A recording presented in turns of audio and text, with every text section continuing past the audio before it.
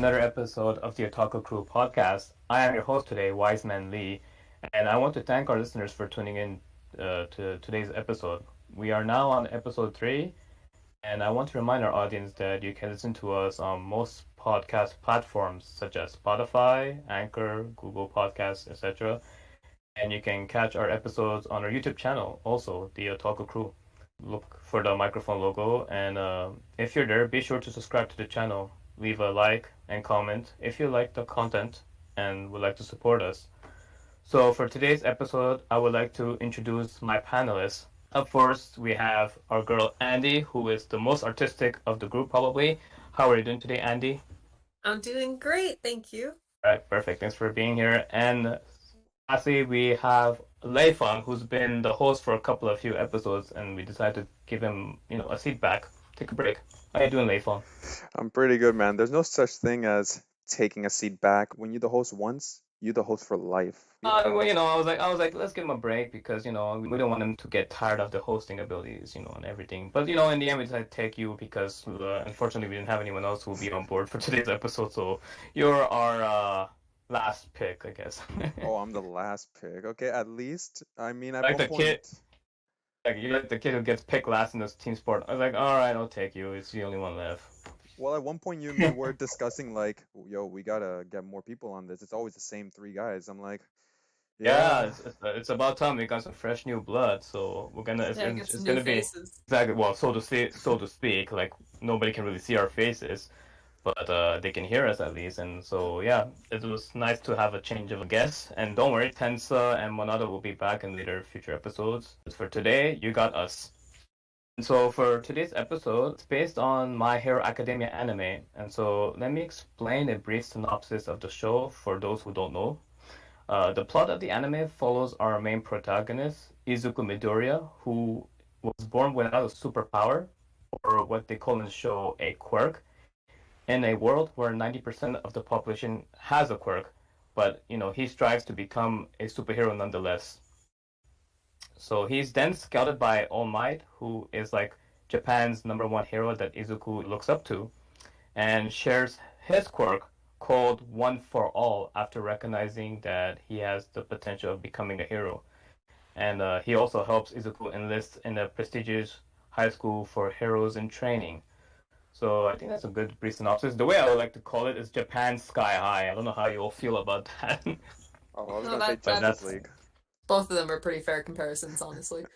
yeah, that's how I see it. But it's very nice anime. I would suggest everyone to get on board with it if they're not watching, or there's already like season 5. It's in the middle of season 5, so it's really good. And 2 Oh, movies. yeah, looking forward to the next movie for sure.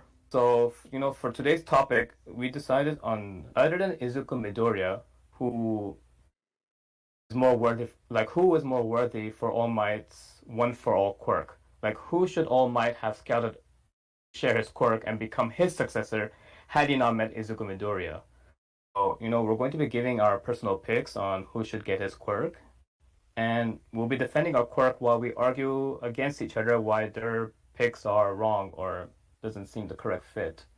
So yeah, that's gonna be our today topic. So we're gonna start with, I mean, do any of you want to start first on your pick or? Hey, why don't you start? Oh, you. Oh, okay. So the pressure falls to me. Don't worry. I will carry the team the best I can. She's doing the best for last probably. That's how. I That's want how to. Andy is. I want to judge you first. Okay. So I'm put on the spot, but Wise Man Lee, if I'm honest, it's not about who's worthy. It's about family, man. I don't have friends. I got family. At the end of the day, it's all about family. Please don't join the bandwagon meme. Oh no, I've you're gonna instigated date it. us. All right. Toretto, is that you? All right. So before I can really get into saying that this is the character who I think is number one, the best thing since sliced bread or anything, I I find that it's best to set up an actual understanding of what the term worthy means, because if you notice that what All Might sees as worthy and what his old partner, Sir Night Eye from the fourth season, spoiler alert, he had a partner, and they had a fallout. Yeah, we should be careful of including spoilers. Like, yeah, I think we can talk about anything that's been in the anime up to now in season 5, but like anything further on, like from the manga and everything, we should tend to like avoid. Oh, Of for course. sure, for sure. So that's why I'm only sticking to the anime because I've only watched the anime. I don't really care enough to read the manga or dedicate time to it, but that's just me. So both All Might and Night Eye had a different well, they had an altercation on who could potentially be the next successor for One for All. So Sir Night Eye saw Le Million as the next successor for All Might, but All Might turned him down, saying he is not the one, and so on, and eventually found Deku. This is correct so far, That is right? true. That is true. There was in the show there already was someone who was supposed to get it before Izuku, so that's why this topic. Just watching that episode, we're like, oh, it'd be interesting to see who would have been a better choice for One for All. Like, it's like a what if scenario. What if this person had instead of this person had gotten it? I think we should also explain to our audience what the One for All quirk is and what it does.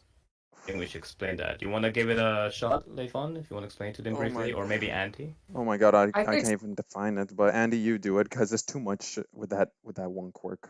Sure. So, One for All is essentially a power that stacks on top of itself. The first person who has the power can transfer it on to someone else, and then that person takes that power and grows it through their own quirk. So, essentially, it's quirk stacked on a quirk, stacked on a quirk, stacked on a quirk. So, by the time it's gotten to Deku Midoriya, he has about, I think, 5 or 6 quirks at his disposal.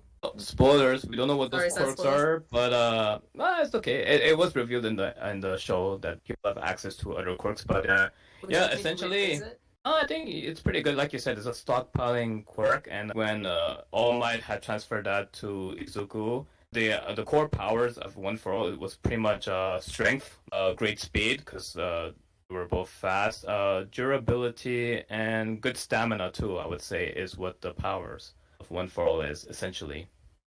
Yeah, I think in the anime they just call it superpower because even they were not even able to identify All Might's quirk when he was uh Literally, I think what All was Might is pretty much the bootleg Superman, so he pretty much could do everything what Superman can do, except no flying and no laser vision. No X-ray vision either. Yeah, that's it.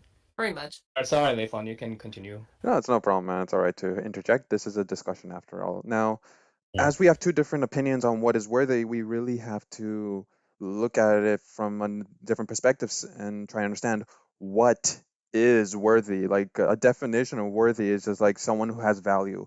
But once again, at the end of the day, what is constituted as value and what is constituted as worthy? And there's no clear-cut definition. So each person is entitled to have their own understanding of which character is so on so worthy of One for All. At least this is uh, my first understanding when I was looking at this question, because I was like, it is vague enough to have multiple interpretations, but at the same time, it'd be difficult to justify because we don't have a clear-cut definition of it. Does anyone Mhm. know? If anyone already knows what worthy is, please tell me. Well, I think a good way to identify it in our case is when it comes to even the first lines of the anime saying how not everyone is created equal because having a quirk makes you a little gives you a bit of an advantage over a regular person in that society. And then think about having a quirk as powerful as All Might's.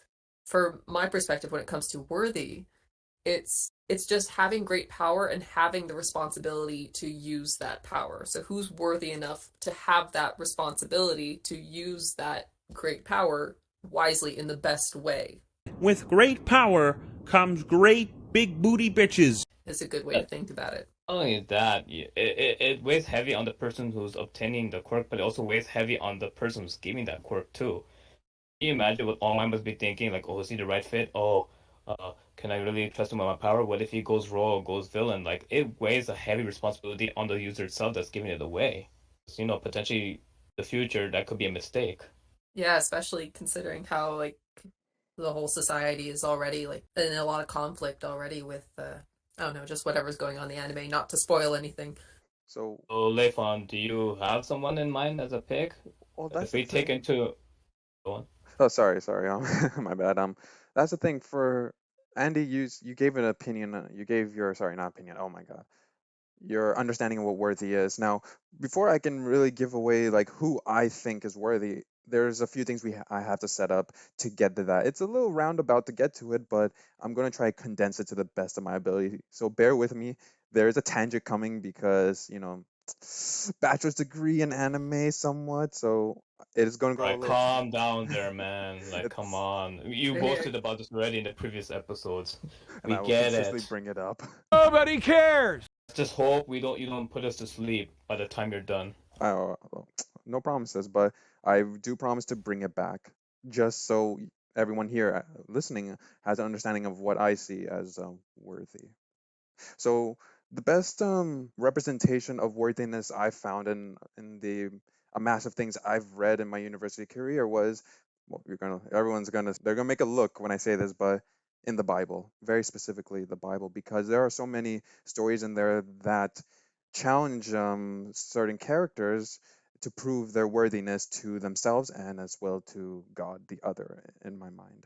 So two very quick stories is the story of Job and the story of Abraham. For people who haven't read this, here's a quick rundown.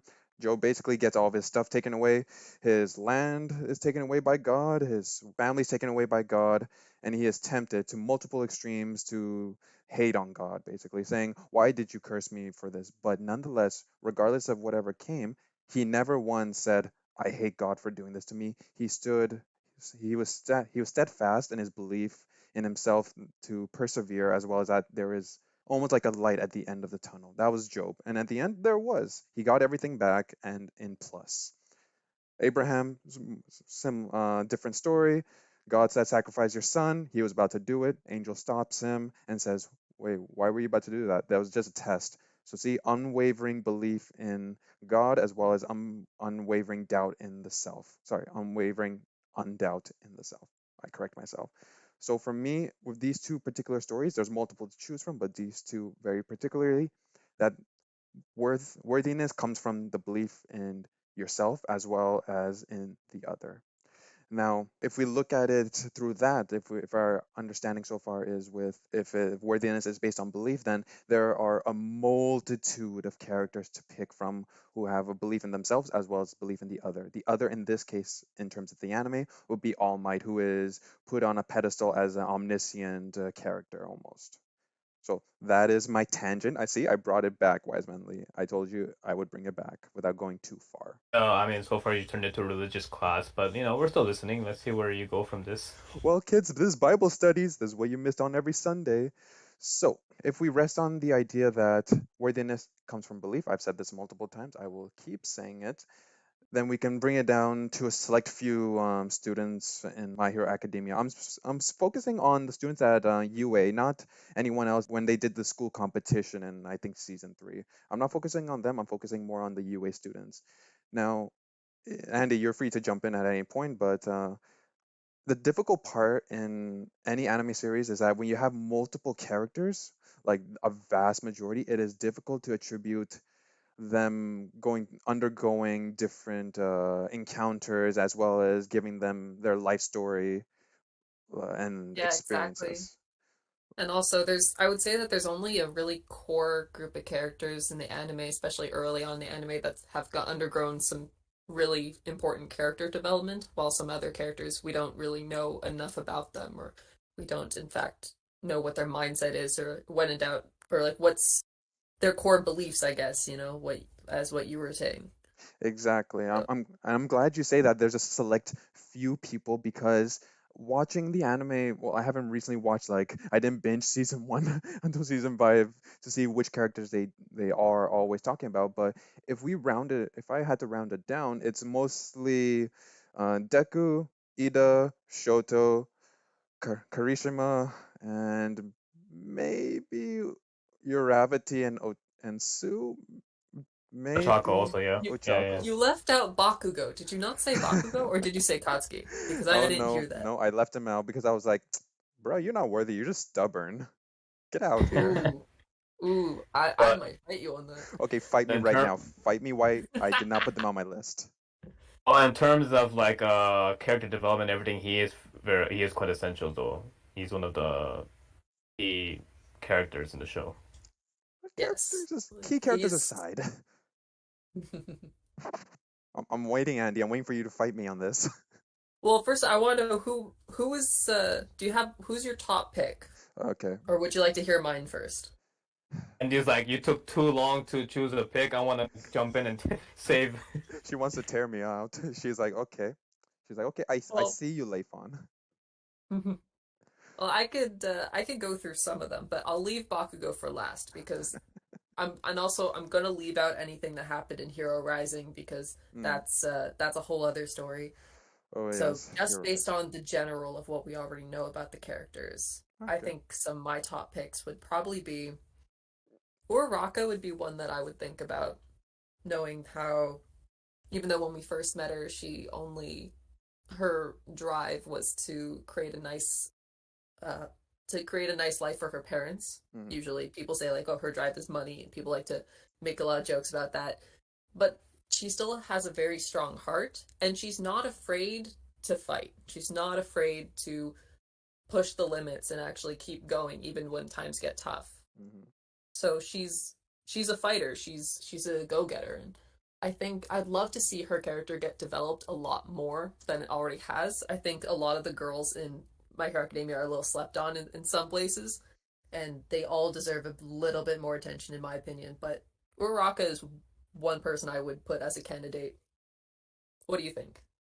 Interesting. Yeah, I mean, I think out of all the girls, Ochako is the one that actually does get the most development, but she's still kind of in the back burner. Like you don't see her all the time in the forefront of the key characters, along with Izuku and Bakugo and everyone else. But in terms of her character, I mean, yeah, we know that she was poor. Like she's poor, her family's poor, and they struggle financially. So she wants them to have kind of get them out of that situation, right? So I mean, to be honest, if she was to get to quirk, she would find a way to take advantage of that and try to like capitalize it. You know, try to make it into like profitable like. Business. Yeah, no, well, like she will find some way to make money out of it too, because I think that would be the main goal.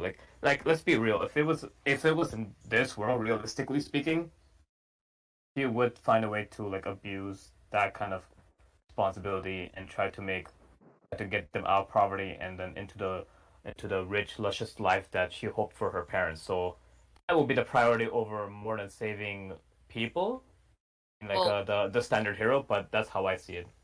well, based on some of her recent character development, I would disagree with you there because her heart's more in the right place to saving others, but not just people, but heroes as well. This is pretty accurate, and she's got guts, especially during the what was it, the school festival where it was her versus Bakugo. Oh my God, this girl went all out, and I was thoroughly impressed by that. I was like, yo, give it to him, give it to him. Yeah, she took a beating and still had a strategy. I was very impressed with my girl. Yeah, no, for sure. She definitely won our hearts during that fight. And as the situation calls for, like she couldn't back down, right? She wanted to prove her worth, so definitely gave him a bit of fight. Yeah, interesting pick. Okay, we're gonna go back to it and debate on more. Leifan, you want to give your pick finally? Yep. So finally, my pick. For some reason, I have a soft spot for Kirishima, or known as Red Riot. For some reason, it comes back to him because I'm like, from the short list of characters I gave, except Bakugo, it was that there was just something about him that stuck out. Like he never had an ulterior motive almost to do the things he did. Now, as we've already said, a lot of the grouped characters have gone through some sort of experience which pushed them to the limits, which really showed like this is the essence of hero work. You got Ida, who was on his crazy revenge plot because his brother was handicapped, I think, by the hero killer Stain. So you got Ida, Deku, and Shoto against one guy. He wrecked them all, but you know how it is. So Ida, for me, the fact that he couldn't separate himself from what happened to his brother to actual hero work and went behind, where was it, his work studies back, it showed that okay, I get it. You are a proud man for your family, but at the end of the day, this is the realistic life of a hero. People get injured, your family are in danger. You knew this, but nonetheless, you went out of your way to get revenge on someone else when it wasn't your responsibility to in the first place. Yeah, he definitely Okay. learned a lot from that experience. For sure, But for had sure. he had One for All during that moment, he probably would have killed him. It's very possible going out of anger and using that power. It would have been very possible. And at the end of the day, that's a line that no hero should cross. But that's my understanding from it. No, Alright, I cool. agree with that. I'll give my pick now. So my pick for the quirk one for all is I don't know if you guys know her. Toru Hagakure. Do you know who I'm talking about? Uh, hmm. You're all drawing a blank space, eh? Andy, do you know what I'm talking about? Oh, is she? She's not in the other class, is she? No, no. Oh wait, She no, is. Hagakure, yes. Oh wow, really? That's your pick. It's the girl who's always invisible. Oh, that's interesting. Please Well, elaborate. I want to know. well, yeah, okay. So the reason I chose her is because I was thinking more of the application of the quirk and how it would be best used against with someone who has a different quirk and how they can utilize both quirks at the full potential. So, like we said, for one for all, we know that it's a quirk that enhances your speed, strength, durability, and stamina. Right? You pretty much become invincible at that point.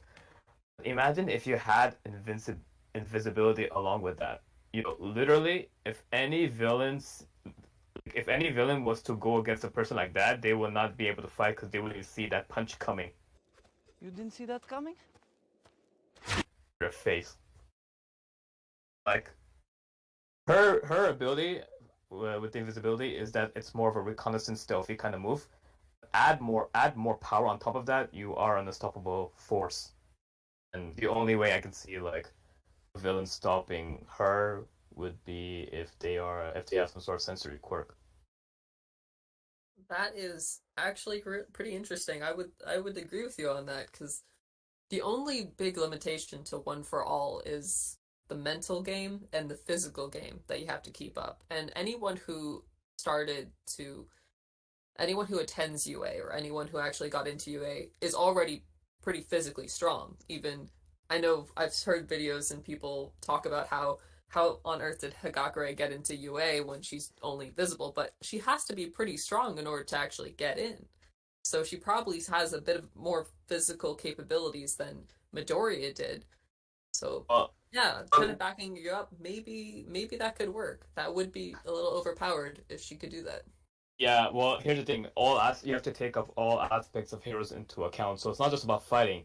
It's all about saving people, evacuation, first aid, calling for help and everything. So you have to take all of that into account. And with her invisibility, like for sure, for the fighting, it comes in handy.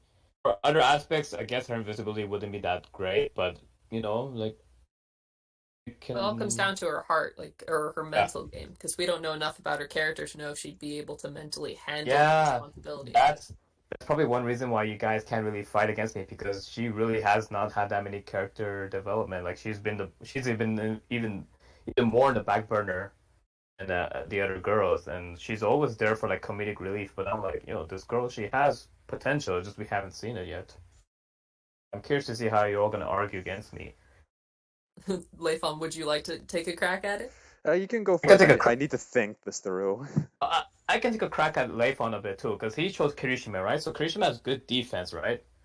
And for one for all, he'll have good attack and good defense.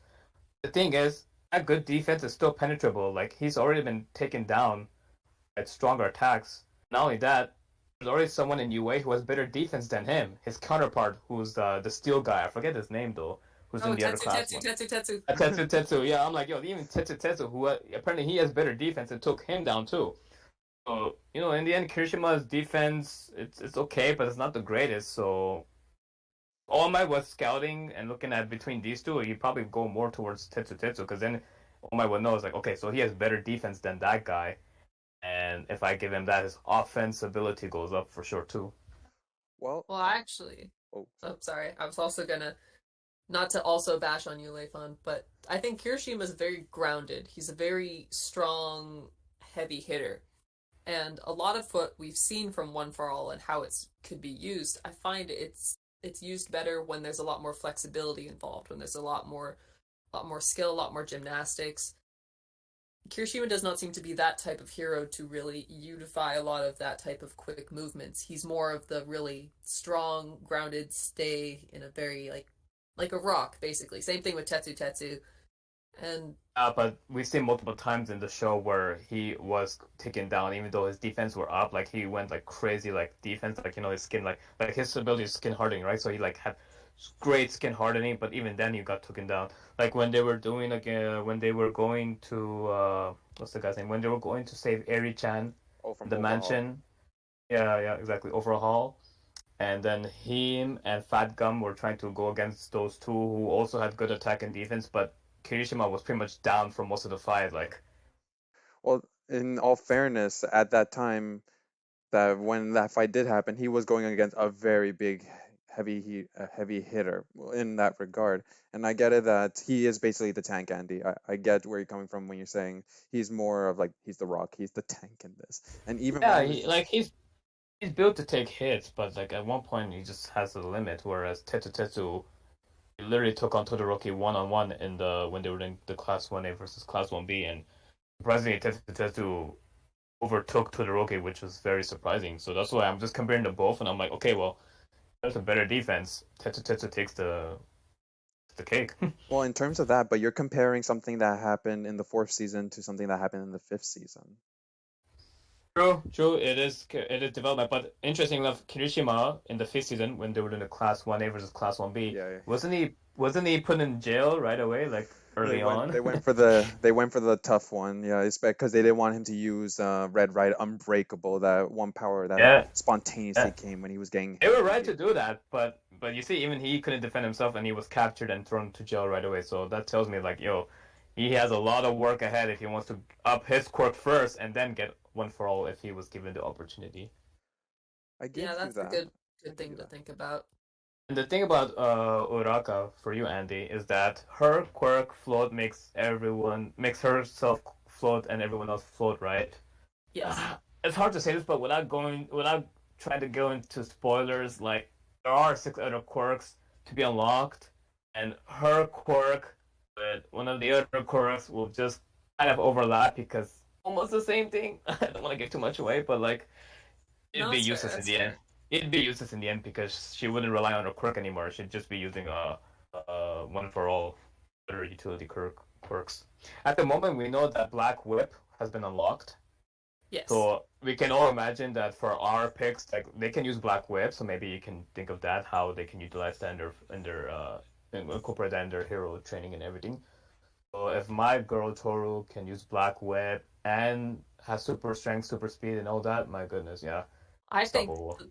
the reason why I thought Uraraka would be an interesting candidate is I'm more judging the mental game or the heart of the characters because I think in the end, being the next symbol of peace or being just trying to be an example to society requires a very different type of mindset. And I think Uraraka is someone who could potentially have that mindset. We don't know a lot about Kirishima also could also have that mindset because he's very strong. He believes in he has a very tough focus of being this manly, strong and capable hero that everyone could look up to and feel safe around, but also is learning how to be vulnerable, how to be scared, and how to act whenever there's danger. So all these characters are learning these new. They're all developing their mental game a bit more, which I think is great. And I think that's the biggest thing that's going to make All for One or whichever character be worthy of All for One. Well, I'll definitely say that Otaku is definitely goal oriented. She has a goal in mind, but I feel like her goals are kind of wrong because again, it comes from a poor family, right? So she would find ways to get money quick and then utilizing on one for all, making herself like a celebrity superhero. That is not the way to go. Like there's already examples we've seen that in like many modern like TV shows and movies. Like Well, her goal did change in the most recent season. For Deku. So, well, wait. So does that mean she no longer has any plans to like help her family get out of like debt and get them into better financial situations? I think her priority has become because when we first met her, that was what she said she wanted to do, and then in the most recent season, we got a look into how she always liked to help people, random strangers, and also being in that one social circumstance of being not wealthy, you can kind of get that sort of, what's the word I'm looking for? You get that perspective of seeing a lower class and seeing the struggling class, because that is essentially the class that is being the most repressed by quirks and heroes in some sense. And she already grew up in that, so she already sees it essentially, but we don't know everything, but I'm going to assume so based on the information we have.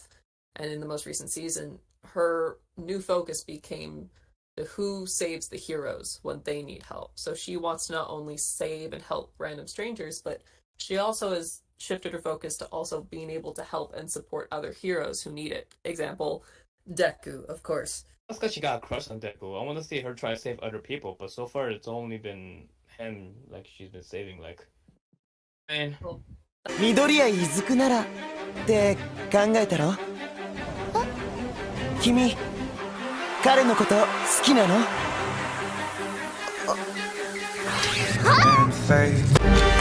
That's what I'm saying. Her character, I wish her character gets developed a little bit more, but out of all the females, she's the one that probably has the most character development.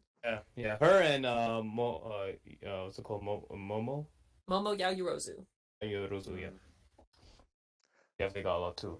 But you, Leifan, I'm surprised nobody tried to argue against me. Like, I'll get to you. I'm just gonna say this, that aside from Uchaku like going out of her way not just to save Deku and just the common person, now fans have been trying to ship Uchaku and Bakugo for a very long time now. I'm like, no. Chaco and Bakugo? Yeah, fans are interested. Barely talk to each other. Exactly. It's a very Yeah, dismissive relationship. Yeah, I'm not over there, if I'm honest. No, I'm not. I like a Chaco and Deku relationship. It's very like fun, innocent, cute kind of like relationship. Like, just keep thinking like, will they? Won't they? Come on. It's sweet. It's cute. Yeah, well, we'll only ever know once more of the anime comes out. But going off of that, actually, Andy, I just want to comment that you're right that Uchaku, out of all the characters, plus Momoyazu and Sue, I would say those three have the most female character development that happened, and especially with the next episode coming out. Spoiler alert: it's all female oriented. It's like their story of what's going on. Very excited for that next episode. Now, Maybe we should record it after that episode so we could have more points to talk about. But it's chill. It's chill. yeah, it's okay. It's okay. But I'm glad that we've been able to discuss this. That we got two people in the discussion so far who see that two female characters are worthy of One for All, which actually made me think. Actually, for me personally, I was like, should One for All is One for All even gender based? I was like, no, not at all, because as you saw, All Might's previous teacher was a woman also, and maybe I don't know who the other successors are. I see mostly males, but you got those two shadows, and I'm like, maybe one of them's a female, one of them isn't. So we can clearly state that it's not limited to the male. It's not by no means limited. It's accessible to everyone. Yeah, we knew that it was not gender based because we saw that his previous All Might's previous master, who was a girl, she had the quirk. So there was no discrimination when it came to like gender based.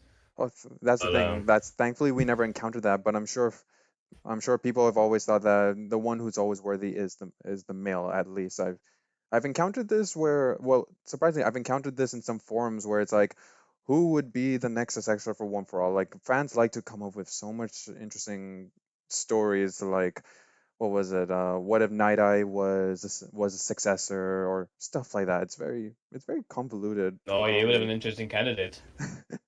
Yeah, that would be very different. If he had some more meat on him, for sure. Well, you never know. You never know.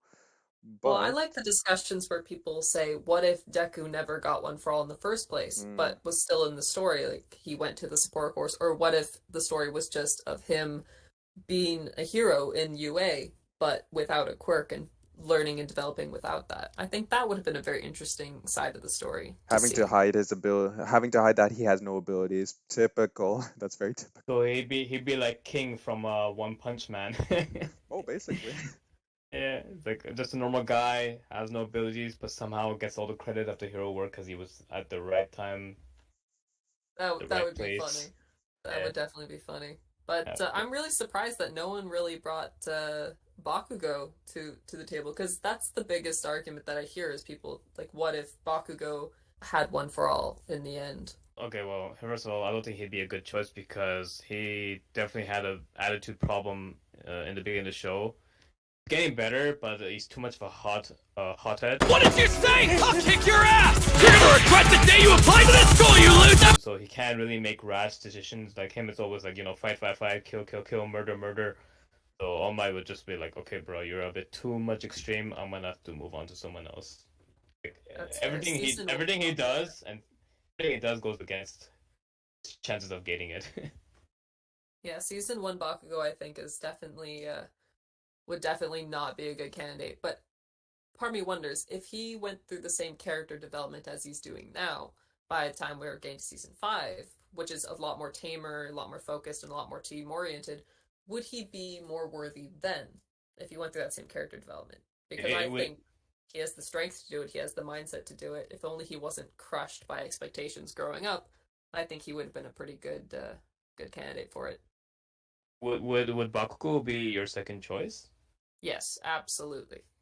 Okay. I mean, he's getting better, but you know, still like he needs a lot of work to do, and so even now, like I still say he's kind of a hothead. Like he doesn't have his official hero name either. Think about it. Like still murder explosion guy. I forget what it was called, but they're like, yo, you can't use that, man. Yeah, God explosion murder or something. Yeah, exactly. That's hilarious. Actually, I want to pick on you just for this.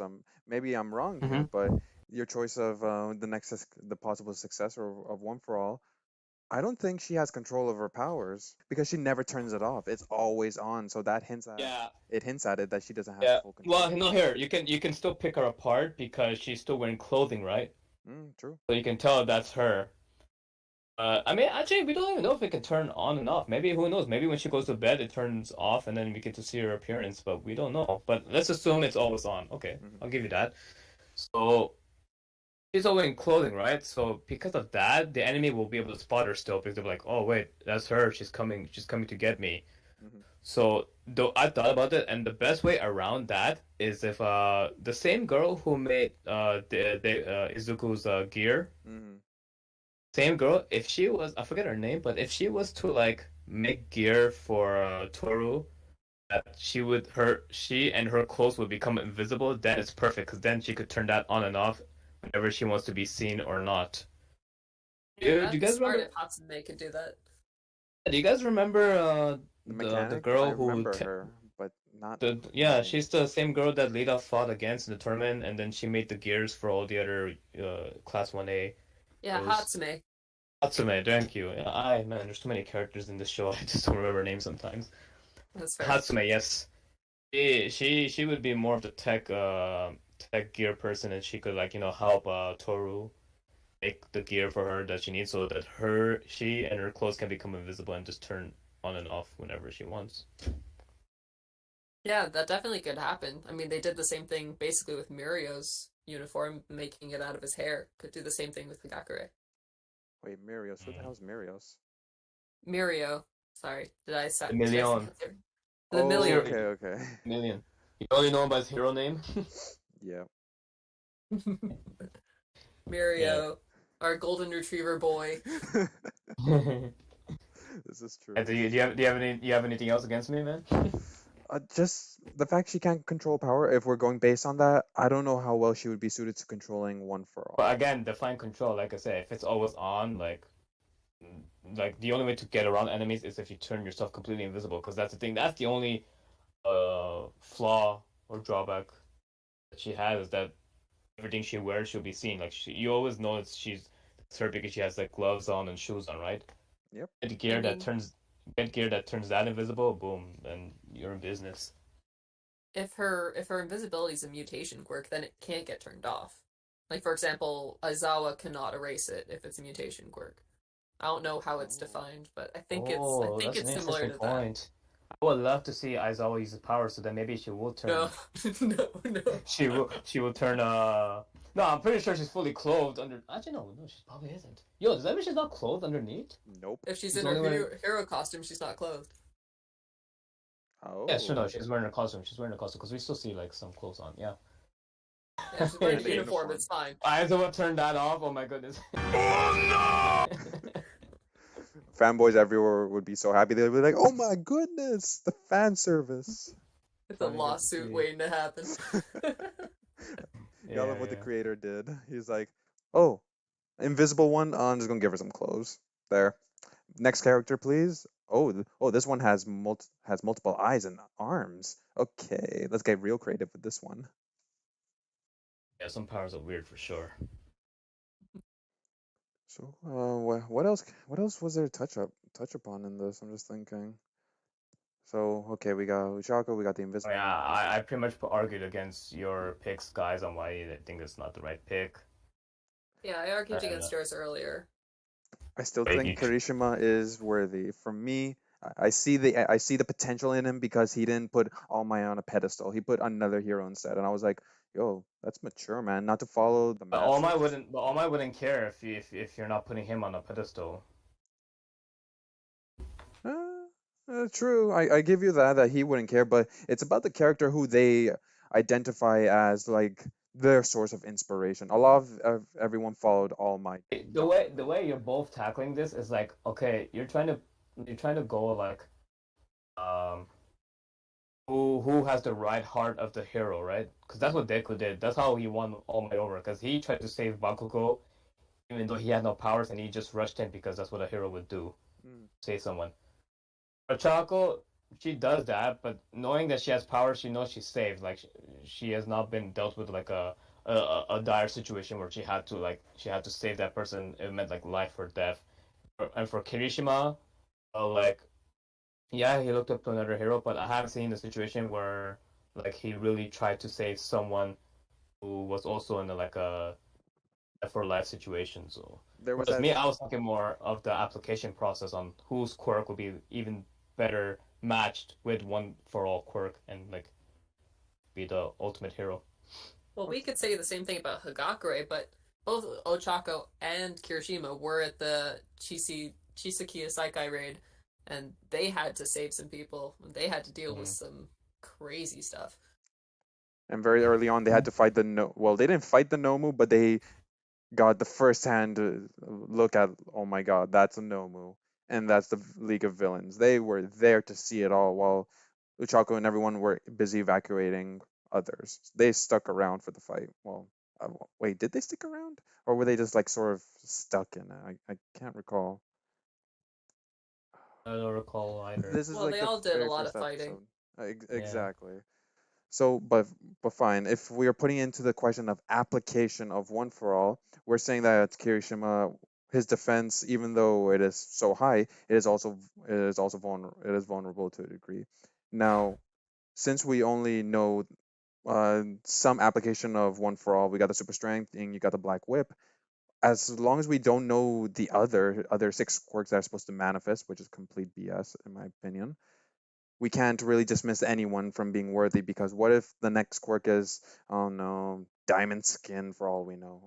I'm just throwing Ah, yeah. throwing in the Then you air. see your quirk becomes useless. Then I think it applies to everyone. It almost makes sense for One for All to be taken on by someone who's quirkless, because I would think that the other characters, if they had One for All, would it ruin their character? Like, for example, Kirishima can be an amazing hero, and I think a better hero without One for All. Same thing with Bakugo. Bakugo can be the number one hero easily without even touching One for All, and a lot of the other characters as well. So maybe choosing a weaker character might be the better option.